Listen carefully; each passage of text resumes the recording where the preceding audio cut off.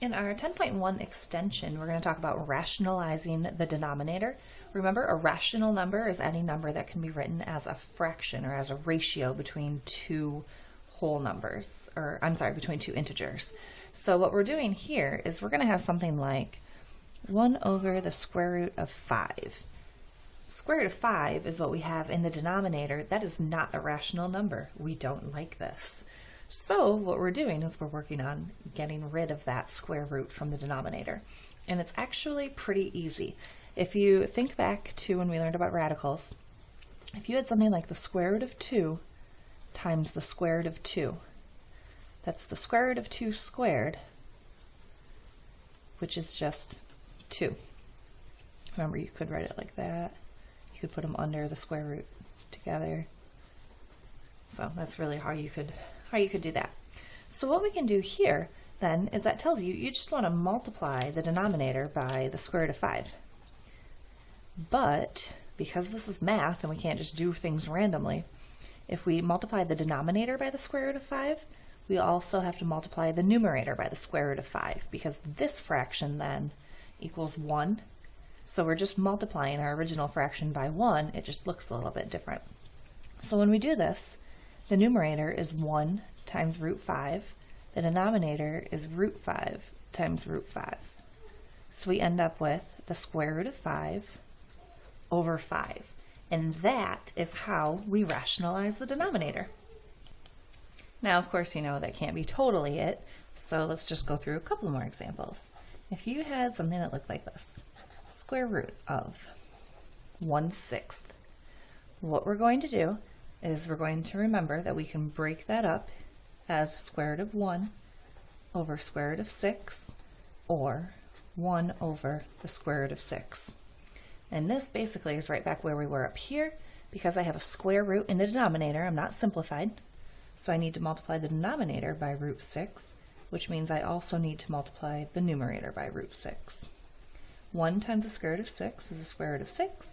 Root 6 times root 6 is 6. There, now I'm done. Let's try another example that looks a little bit more like the ones in your homework. Let's see. If I had the square root of 16 over 3, I would write this as the square root of 16 over the square root of 3. Square root of 16 is 4, and I would leave root 3 how it is. And then I would multiply the numerator and the denominator by the square root of 3. So my numerator is 4 root 3. My denominator is 3. Let's try one that's a little bit different.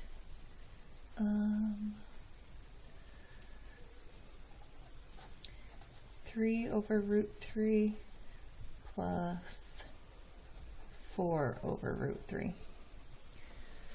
So in this case, my fractions have the same denominator. So what I can do is I can start off by adding them. 3 plus 4 all over root 3, because when you have a common denominator, you just add the numerators.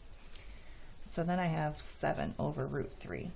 And then to rationalize, I multiply by root 3 over root 3. I get 7 root 3 over 3. So that wasn't too bad. You can do that for any of them. If we have something like, I'm looking at number 8. Okay, I'm just going to do number 8 for you, because then you'll have to do number 9 on your own. For number 8, it's root 3 minus 2 over the square root of 12. So the first thing that I want to do here is I'm going to rationalize this denominator, just because once I have a rational denominator, then I can get a common denominator over here and it will be a lot easier. So what I want to do, I just want to take this 2 over root 12. I'm going to multiply it by root 12 over root 12. And when I do that, I get 2 root 12 over 12. So this is the square root of 3 minus 2 root 12 over 12. And then let's actually think about that square root of 12 for a second. Remember, the square root of 12 is the square root of 3 times 4, which is the square root of 3 times the square root of 4, which this is just 2, so it's 2 times the square root of 3. So then what I could do is take that square root of 12 and make it 2 times the square root of 3. So it's root 3 minus 2 times 2 root 3 all over 12, which becomes, this is just a lot of algebra, or a lot of simplifying here, 4 root 3 over 12. So that will simplify to 1 over 3. So now I have root 3 minus root 3 over 3. Now to get a common denominator, I need to multiply this by 3 over 3.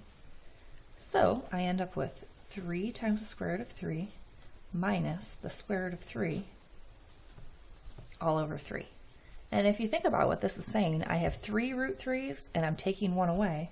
So I'm left with 2 times the square root of 3 over 3. So there's a lot of manipulation there, but if you just do it step by step, you should be okay. If you need to rewind and watch me do that again, by all means do it. Now I could have simplified here. I could have taken that square root of 12 and turned it into 2 root 3 way back at the beginning if I'd wanted to. I would have gotten the same answer. To be honest with you, I'm not sure if it would have gone any faster or not.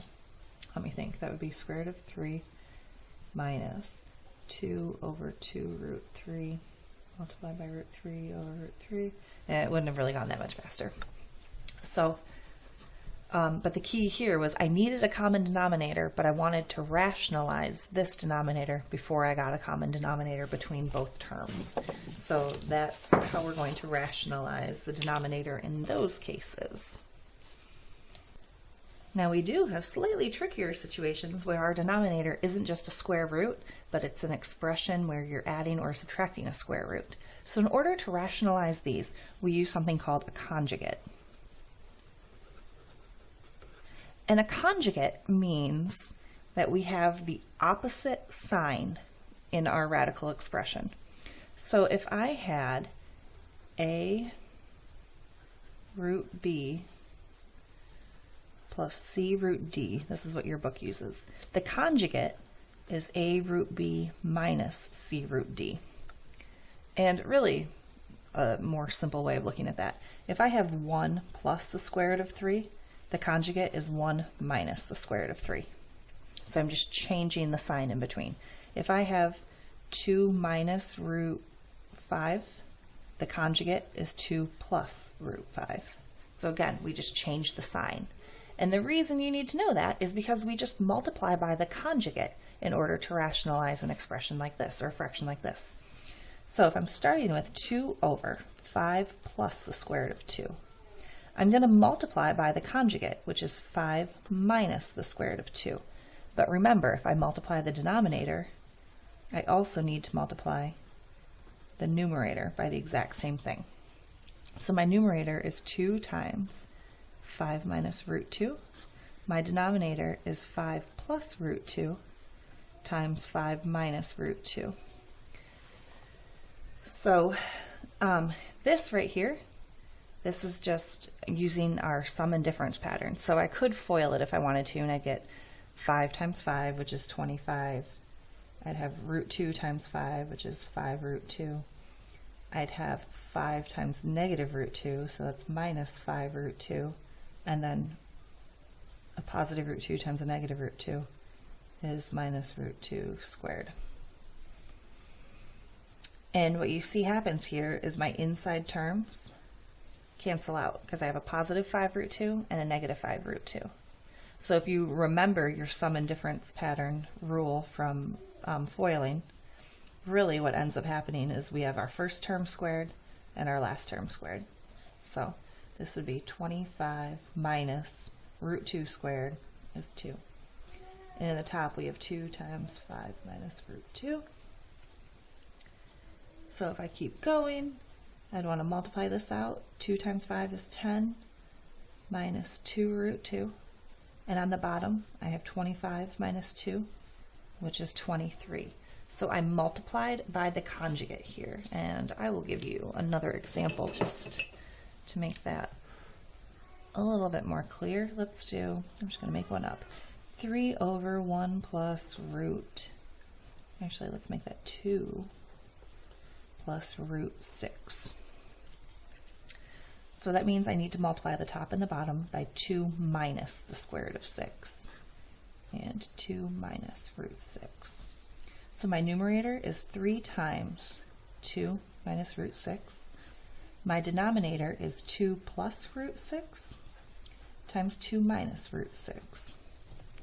And again, if I just use the fact that these are the same, we just have opposite signs in there, my numerator will stay 3 times 2 minus root 6. My denominator will be 2 squared, which is 4, minus root 6 squared, which is 6. So now I have 6 minus 3 root 6 over negative 2, or negative 6 minus 3 root 6 over 2, if I take that negative out to the front. So that's all you're doing here. So this is what it means to rationalize the denominator. You're not done simplifying until you have a whole number or an integer, although really we don't like negatives in the denominator either. So until you have a whole number in the denominator, you need to keep working and simplifying. We don't like radicals, especially in the denominator. So that is the 10.1 extension. Your homework is just to do 1 through 14 from that extension. So go ahead.